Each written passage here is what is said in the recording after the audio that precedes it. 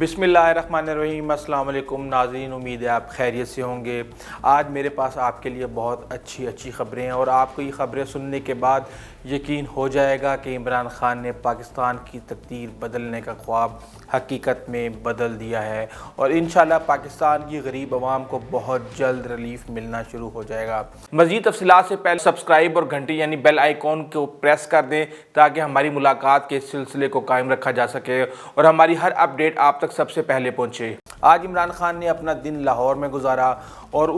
ایک طرح سے انہوں نے اکانومی کی جو ان کی ٹینشن تھی وہ تقریباً کم ہو چکی ہے اور اب ان کی سب سے بڑی ٹینشن یہ ہے کہ پنجاب میں حکومت کے معاملات کو کیسے بہتر کیا جائے۔ اس کے لیے انہوں نے ایک انقلابی اقدامات کیے ہیں۔ انہوں نے پاکستان کی سب سے جو بہترین بیوروکریسی تھی ان کی لسٹیں تیار کروا لی ہیں اور ایک اسپیشل چیف سیکرٹری اور آئی جی کا تبادلہ کر کے اس کو پنجاب میں پوسٹ کر دیا گیا ہے جو کہ بیوروکریسی کو چلائیں گے اور اس بیوروکریسی کو یہ ہدایت دی جائیں گی کہ آپ نے جو بھی کام کرنا ہے میرٹ پہ کرنا ہے۔ اگر کوئی بھی سیاسی شخصیت آپ کو سفارش کرتی ہے تو آپ نے ان کی سفارش کو کسی صورت بھی نہیں ماننا اور کسی بھی طریقے سے لا اینڈ آرڈر کی سچویشن کو بہتر کرنا ہے اور غریب عوام کی مشکلات میں کمی لے کے آنی ہے۔ اس کے ساتھ ساتھ انہوں نے عثمان بزدار کو بھی ایک تھپکی دی، جس طرح کلاس کے نالائق بچے کو کہا جاتا ہے کہ ماشاءاللہ شاباش بہت اچھے لگے رہو، تاکہ ان کے اعتماد کو بحال کیا جا سکے اور جو ان کو 90 دن کا ٹائم دیا گیا ہے اس میں وہ کسی بھی طریقے سے بہتر پرفارم کرنے میں کامیاب ہو جائیں۔ اور اس کے ساتھ ساتھ جو اصل رول ہے اس وقت وہ بیوروکریسی کے پاس ہے۔ کہا یہ جا رہا ہے کہ جو چیف سیکرٹری آ رہے ہیں وہ بہت ہی اسٹرانگ پرسنالٹی کے مالک ہیں اور وہ انشاءاللہ پاکستان میں اور پنجاب کے اندر بہترین گورننس کا ماڈل پیش کریں گے اور ان کے ساتھ ساتھ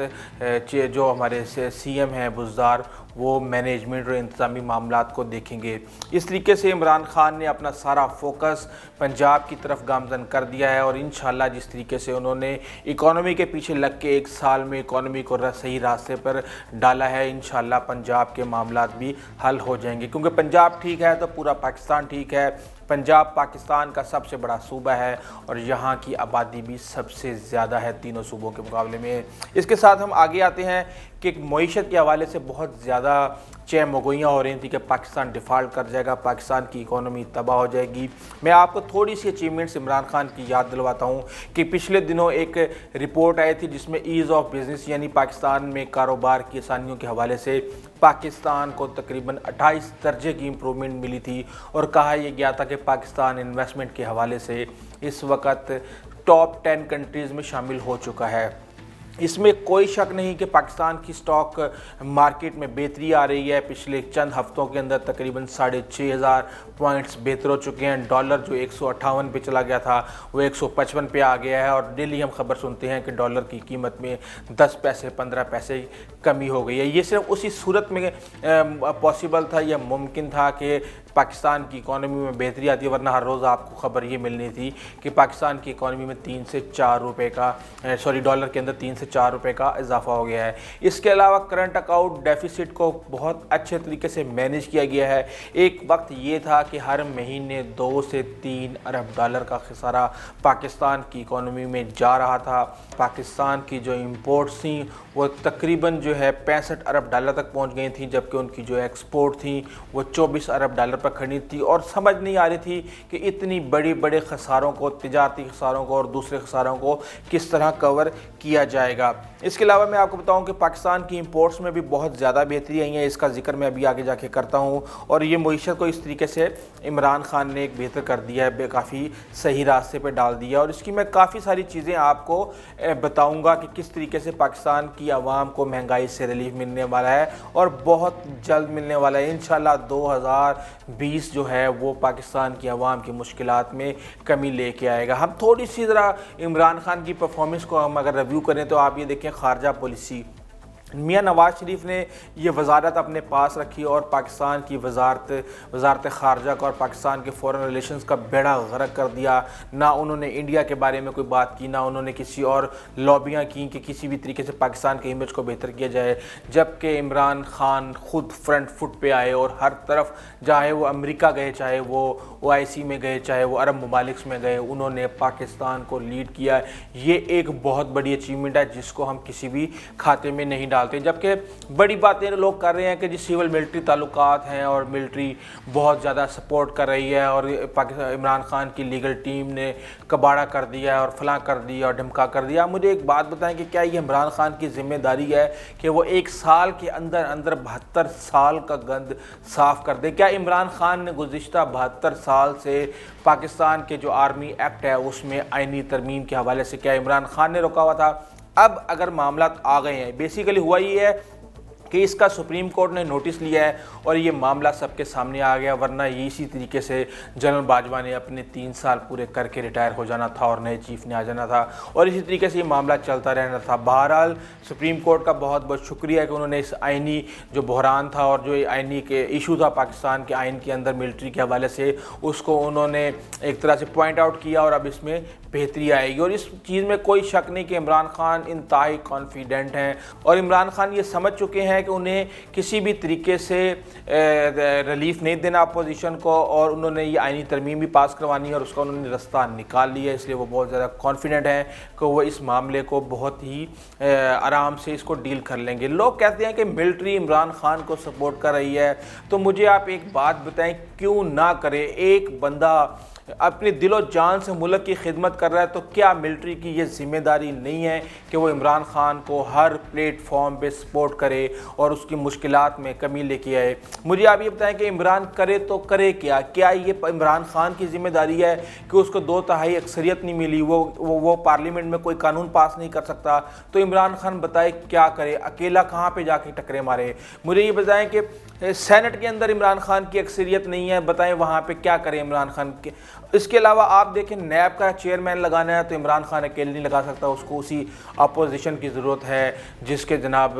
اپوزیشن لیڈر جناب میاں شہباز شریف ہیں۔ بتائیں یہ پاکستان کے آئین میں لکھا ہوا ہے کہ آپ نے اپوزیشن لیڈر کے ساتھ مل کے آپ نے نیا سربراہ لگانا ہے، الیکشن کمیشن آف پاکستان کا سربراہ لگانا ہے تو آپ کو اپوزیشن لیڈر کی ضرورت ہے۔ میں یہ سمجھتا ہوں کہ یہ نہیں ہو سکتا کہ عمران خان جو ہے نا تیر برساتے رہیں اپوزیشن کے اوپر اور ایک طرح سے آئینی بحران پیدا کیے رکھیں۔ میرے خیال سے عمران خان کو کسی نہ کسی لحاظ سے ہر سب چیزوں کو ساتھ لے کر چلنا ہے۔ اس کے علاوہ لوگ بڑی بات کرتے ہیں کہ جناب بہت زیادہ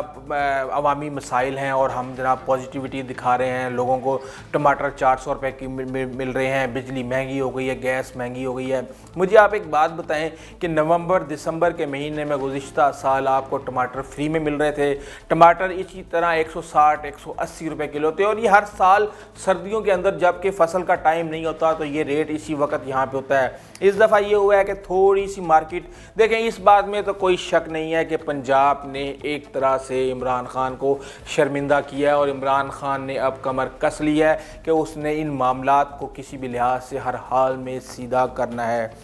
بجلی کی بات کرتے ہیں، کون مہنگے ٹیرف دے کر بجلی کے بحران پیدا کر کے گیا تھا؟ اتنے اربوں روپے کے جو ہے نا کون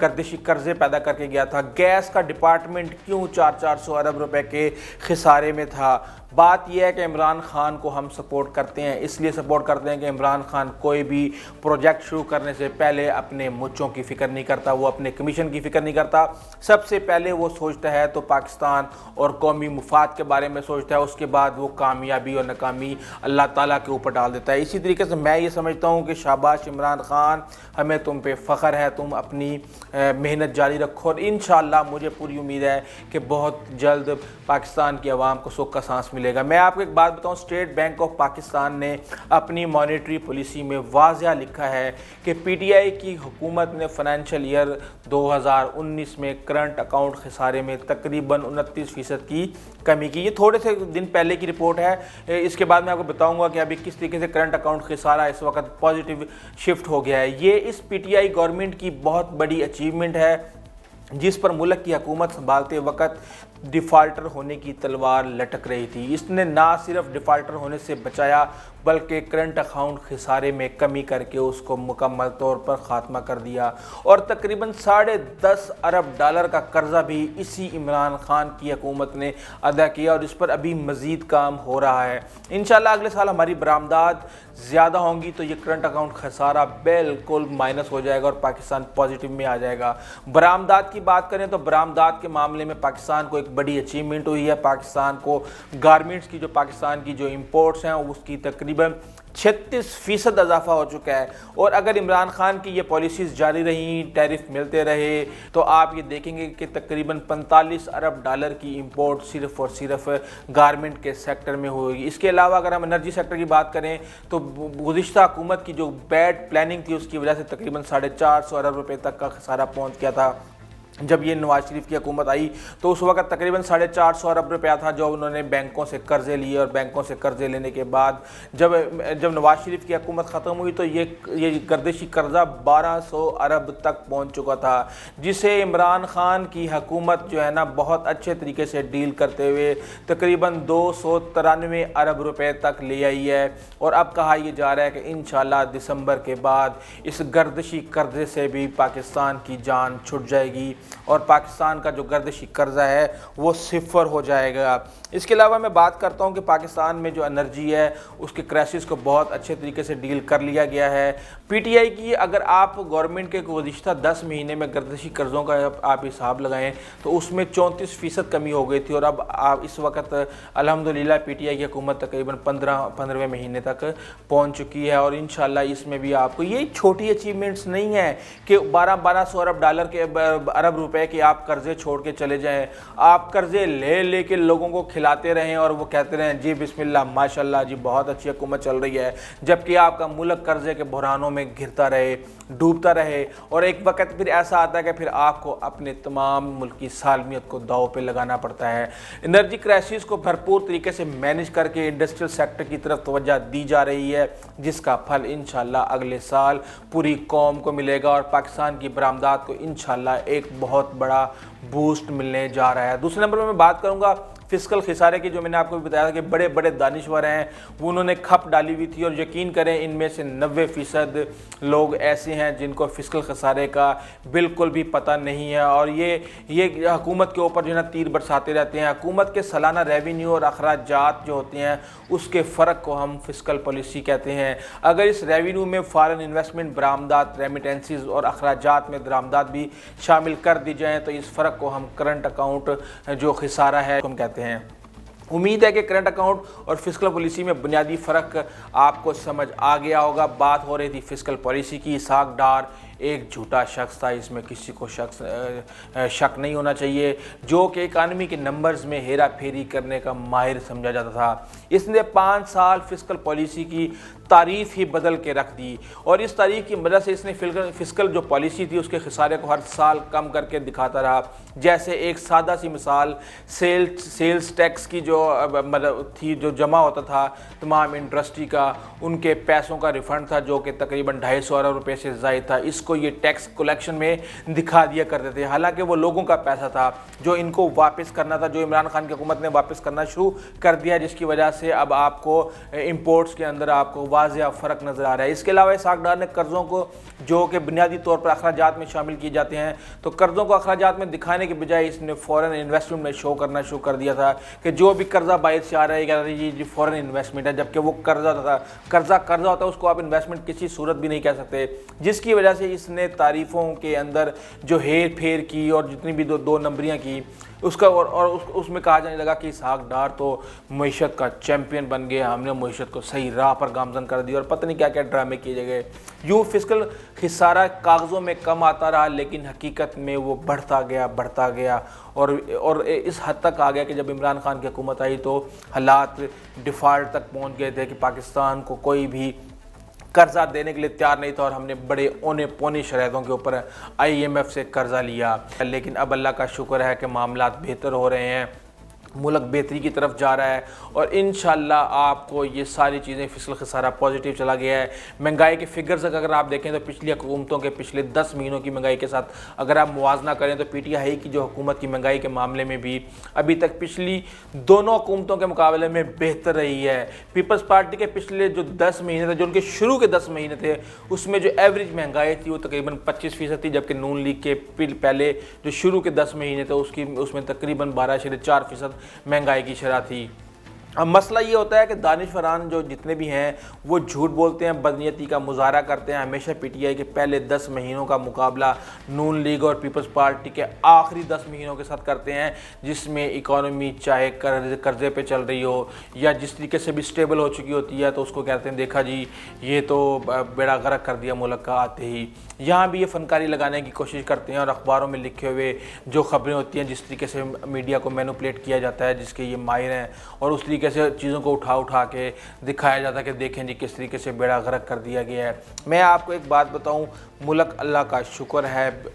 ترقی کی راہ پر گامزن ہو چکا ہے، اکانومی بہتر ہو رہی ہے اور آپ کو بہت جلد نظر آئے گا کہ اس کے ثمرات عوام تک پہنچنا شروع ہو گئے ہیں۔ اگر عمران خان یہ چاہتے کہ وہ مزید قرضے واپس نہ کرتے اور اس کے بعد وہی ریلیف عوام کو دیتے رہتے، گیس مہنگی نہ کرتے، بجلی مہنگی نہ کرتے، تو آپ کے جو گردشی قرضے ہیں وہ 1200 ارب سے جو صفر پہ اس وقت آ گئے ہیں وہ